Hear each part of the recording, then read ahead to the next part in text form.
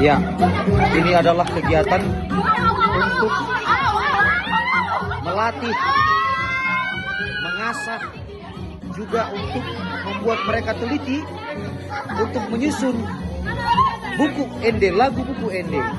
Ya.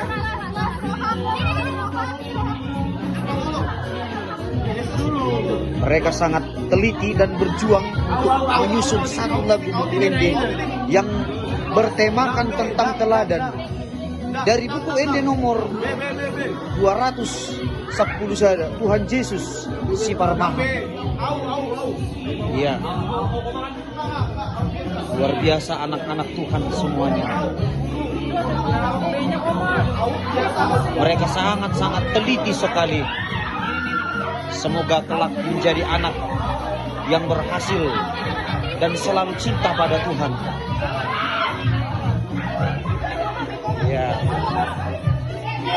Mereka semangat, guys. Luar biasa anak-anakku ini semuanya.